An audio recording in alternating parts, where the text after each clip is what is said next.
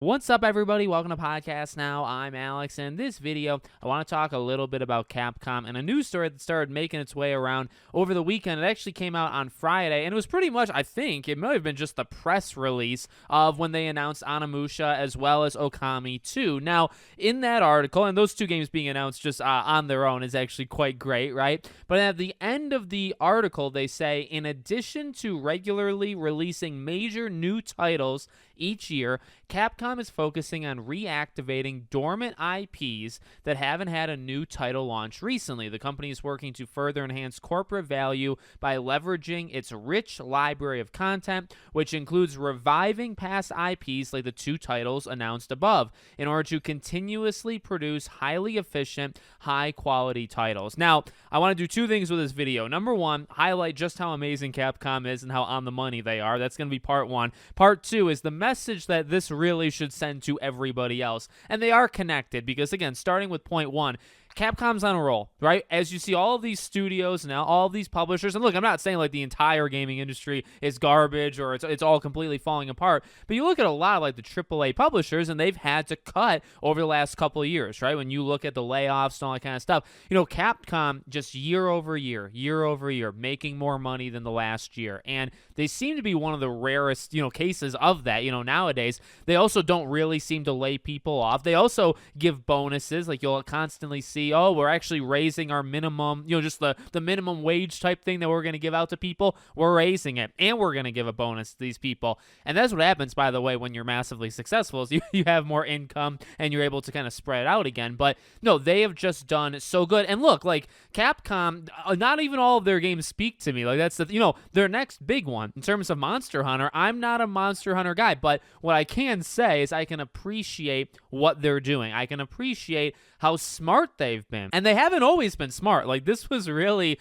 this is probably just over the last 7, 8, 9 years, right? Before that, they were in like a load of trouble. They kind of had like a period of darkness, and they came out and they found the light, and they've been just freaking going full throttle ever since, okay? So I just kind of highlight that. But that idea right there, okay, I wouldn't even say it's genius. It's actually, I would say, something that many of us common folks could come up with really, really easily. But that is also right on the money. And I don't actually think this is the first time they've said it. I want to say they've said something like this before. But just the general idea of having these really big franchises not necessarily carry you, but they're the ones you kind of depend on, right? And they're going to release. They're going to come out. They are investing a lot of money into those games, right? The Resident Evils of the world and Monster Hunters, right? These games make a lot of money. These games also take a lot of time, right? And they're maybe the riskier ones because they cost so much money, and yeah, you need to make a profit. But when you have a Resident Evil Village that comes out, yeah, it took a while, yeah, it cost a lot of money, but that game blew up, right? That game did extremely well, and they have a couple of those, and they do it pretty regularly, like they said. Okay, well, what's another way to kind of find those like lulls, right, and just fill them a little bit? Well, it's coming back with like the old classics, right? Now I see people talking about like Mega Man and Dino Crisis and stuff like that.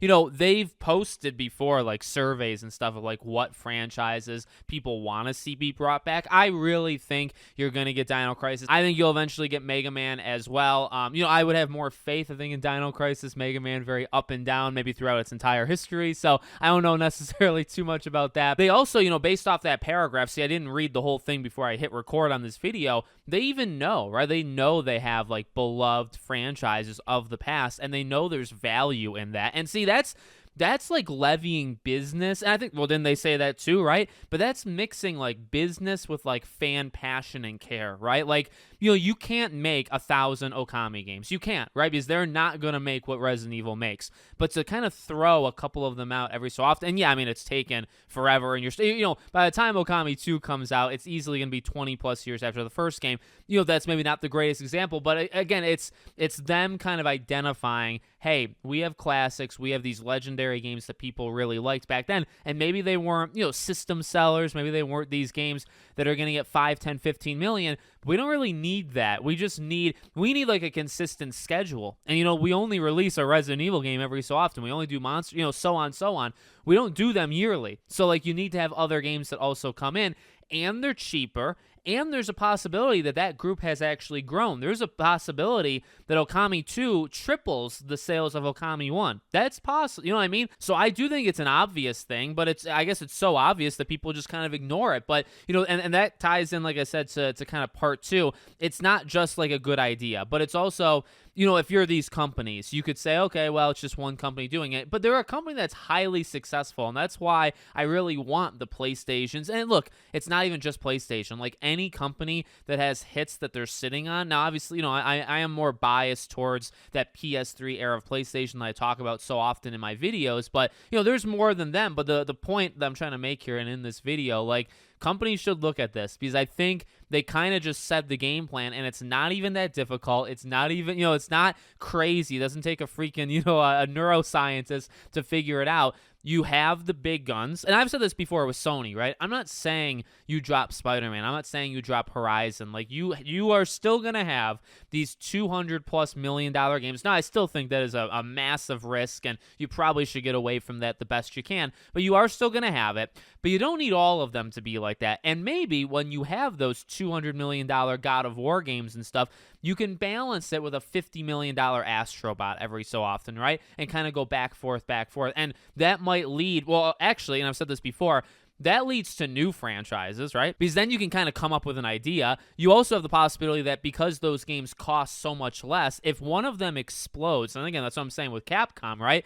You have one of these games, yeah, you probably go in thinking they're not going to outsell Monster Hunter and stuff, and I'm not saying actually any of them really would ever be able to outsell Monster Hunter, but if your budget is a fifth of Monster Hunter and your game freaking explodes for some strange reason, well, you just made so much money back, right? I mean, again, like, you gotta balance it. You gotta balance the business. That's what they're looking for. And again, I've never been like tone deaf to that with PlayStation or Xbox. Like, I know that you don't want to lose money. I know that, any game technically is a risk, but if you're spending 20, 30, 40 million on a couple small PlayStation or Xbox games, and you're balancing it with Gears of War and Halo and Uncharted and Last of Us and things like that, if you're balancing, I think you can do it. And for whatever reason, these companies, for the most part, they just don't do it. And again, I think it is mainly because of that fear of, the risk involved. And there is a risk. There absolutely is. But I think they let it cloud their judgment too much. And hopefully, it's one thing me saying it. It doesn't really matter. I'm no one, okay?